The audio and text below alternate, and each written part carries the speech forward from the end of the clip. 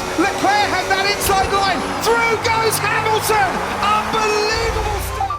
자, 그러면은 이제 두 번째가 아니죠. 2등 팀으로 가보도록 네. 하겠습니다. 2등 팀인 페라리로 가보도록 하겠습니다. 좋습니다. 정말 많은 분들이 페라리 좋아하시는 것 같아요.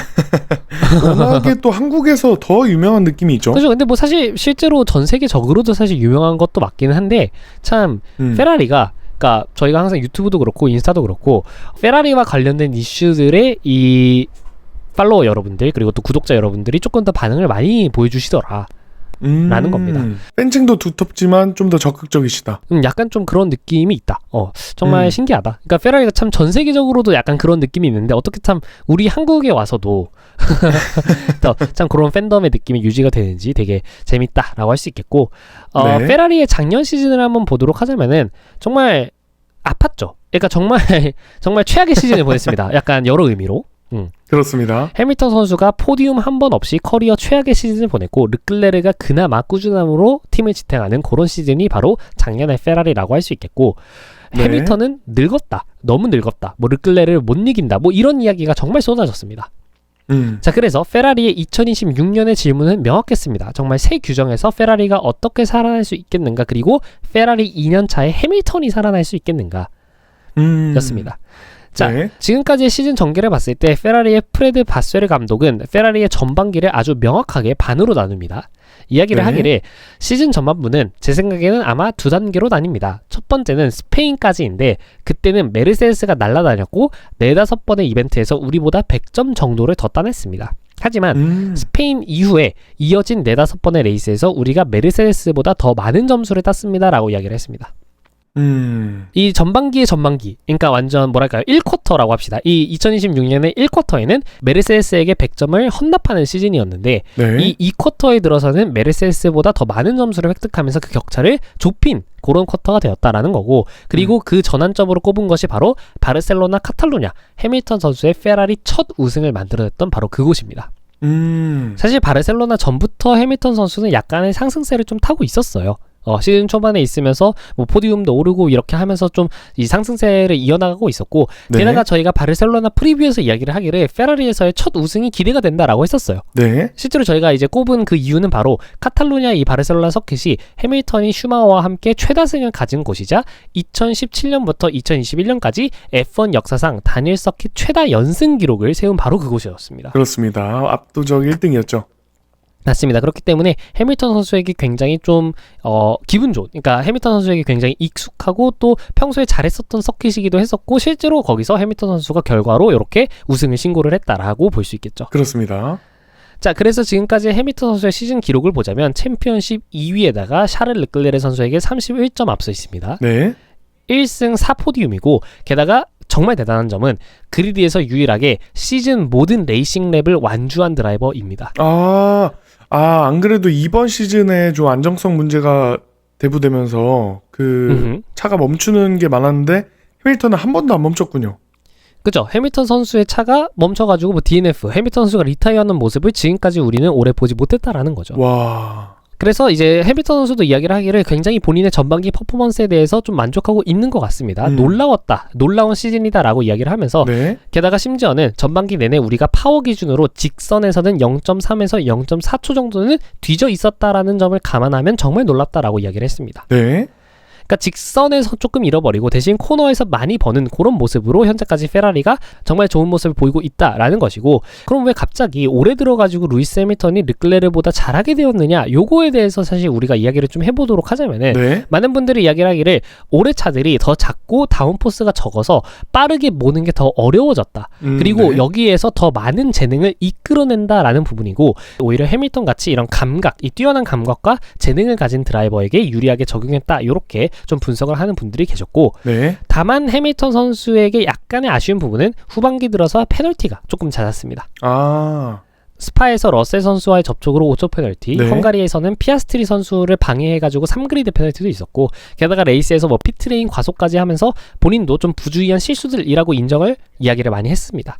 그렇기 때문에 해밀턴 선수의 약간 남은 시즌 과제들은 이런 약간의 페널티 같은 요런 짜잘짜잘한 실수들을 줄이면서 결국에는 시즌을 좀 잘 마무리하면서 결국에는 이 안토넬리 선수와 또 메르세데스의 챔피언십에 도전하는 이 유일한 도전자로서의 위상을 좀 지켜나갈 수 있지 않을까라는 부분입니다. 그렇군요. 해밀턴 선수가 가장 기뻐할 겁니다. 맞습니다.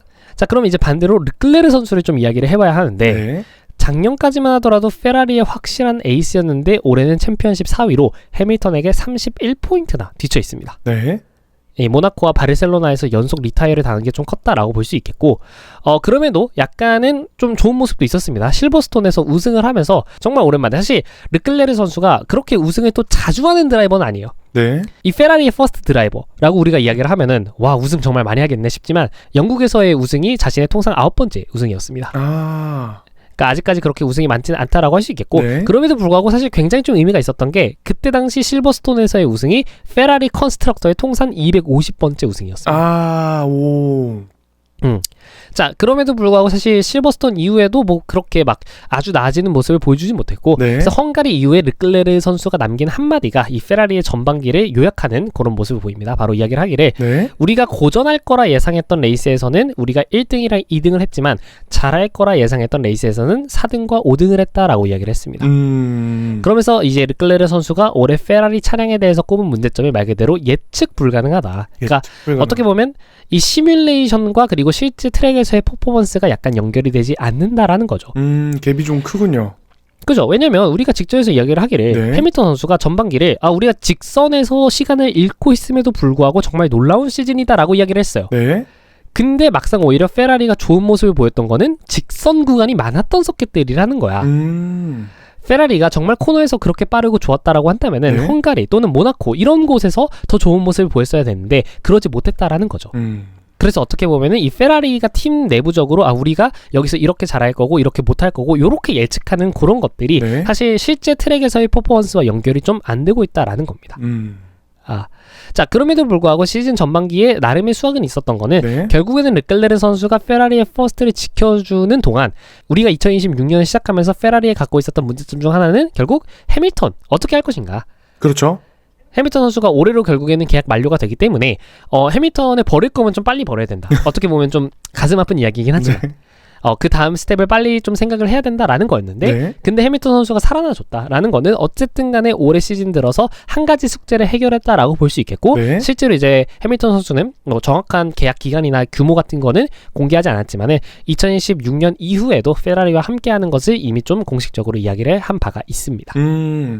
게다가 차도 작년보다 빨라졌으니까 과제가 많이 해결됐네요. 맞습니다. 게다가 뭐 사실 작년에 비해서 좀 그거를 비교를 해보자면은 네. 이미 뭐 르클레르 선수 우승했고요. 네. 해밀턴 선수 우승했고요. 게다가 드라이버 챔피언십 2위를 달리고 있고요. 네. 그러니까 사실 페라리 입장에서는, 그러니까 우리가 페라리라는 이름값에 대해서 항상 너무 우승을 생각하기 때문에 좀 그런 거지, 정말 좋은 시즌을 좀 보내고 있다. 전반기 최고의 시즌이죠. 그렇죠. 어떻게 보자면 정말 이 많은 팀들 중에서 사실상 이 F1에서는 우승팀을 제외하면 항상 다른 팀들을 얘기를 할 때는 아쉬운 부분에 좀 입각해가지고 이야기를 할 수밖에 없는데, 네. 페라리는 그럼에도 불구하고 정말 작년 시즌에 비해서 올해 나아진 게 너무나 명확하기 때문에 이 정도면 좀 박수를 쳐줘야 된다. 페라리에겐. 저는 좀 그렇게 생각을 합니다. 그렇습니다. 이런 날들을 기다려온 그 페라리 팬분들이 엄청 많았을 거고 이번 전반기에 다 성불 하셨을 것 같습니다. 맞습니다. 지금 보자면 SF26은 작년 시즌 같은 시점 대비 97포인트를 더 획득을 했습니다. 네. 사실상 4번의 레이스를 더 우승한 셈이야. 그러네요.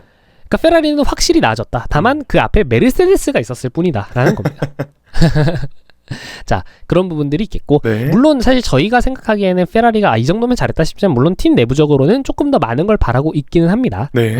7월 말에 이 프레드 바스르 감독이 이야기를 하기를, 어쩌면 약간 학교 성적표 같은 느낌이다. 잘했지만 더 잘할 수 있었다. 이 전형적인 코멘트와 비슷하다. 그 항상 특히나 이 해외권, 제가 해외에서 학교를 다닐 때 좀 네. 그랬었는데, 이 성적표에 담임쌤들이 코멘트를 적어주는 그 세션이 있어요. 네. 근데 대부분의, 그러니까 정말 전교 1등을 하는 친구가 아닌 이상 모든 학생들은 이 코멘트를 받습니다. Good, but could have been better. 굿.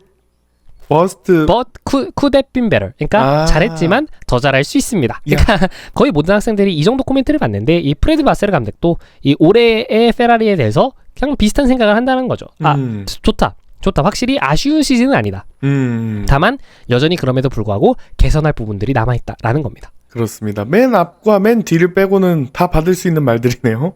그렇죠. 사실 약간 그런 느낌이고 네. 그래서 페라리의 이제 후반기에 좀 뷰포인트라고 한다면은 결국에는 이 페라리가 지금 현재 메르세데스의 아성을 막을 유일한 대항마로 좀 떠오르고 있습니다. 근데 그런 지점에서 그런 페라리가 지금 메르세데스에 비해서 조금 앞서 있는 지점이 무엇이냐, 바로 규정상 아직 추가 엔진 업그레이드 기회가 남아있고 파워 유닛 교체도 이제 남아있습니다. 와. 그렇기 때문에 이 직선에서의 만약에 그 거리를 엔진 업그레이드를 통해서 페라리가 좁히게 된다면은 네. 어쩌면 메르세데스를 아예 추월해버리는 상황이 시즌 후반부에 올 수도 있겠다라는 점이고, 네. 물론 이제 페라리도 좀 생각을 잘 해야겠죠. 후반기에 엔진 업그레이드를 해가지고 정말 메르세데스를 한번 막고 우승을 노려볼 것인가, 아니면 그냥 그 모든 거를 내년으로 돌려서 아예 그냥 내년에 확실하게 우승하는 걸 좀 택할 것인가 라는 거죠. 그렇습니다. 자, 그리고 나서 두 번째 뷰포인트, 해밀턴 선수의 과연 챔피언십, 드라이버 챔피언십 경쟁입니다. 물론 안토넬리 선수와 비교해서 여전히 많이 좀 벌어져 있긴 하지만 네. 그럼에도 불구하고 사실 꽤나 근접할 수 있어요, 제 생각에는. 네. 그리고 정말 앞서 말씀드렸던 해밀턴 선수는 지금 이 정도의 페이스를 직선에서 0.3초, 0.4초를 잃고 있는데도 보여주고 있다. 그러면 만약에 엔진 업그레이드가 만약에 해, 네. 그래서 이 직선에서의 우위도 만약에 메르세데스가 사라지게 된다, 정말 어쩌면 해밀턴 선수가 이 그리드의 최강자로 군림하는 모습이 올해 시즌 후반기에 나올 수도 있겠다라는 겁니다. 와, 근데 또 그것보다 러셀이랑 또 경쟁하는 게 좀 더 가능성이 있지 않나요? 글쎄요. 그러니까 러셀 선수와의 경쟁이라기보다는 러셀 선수는 지금, 그러니까 뭐 이건 저희가 메르세데스 편에서도 이야기를 좀 많이 하겠지만은 네.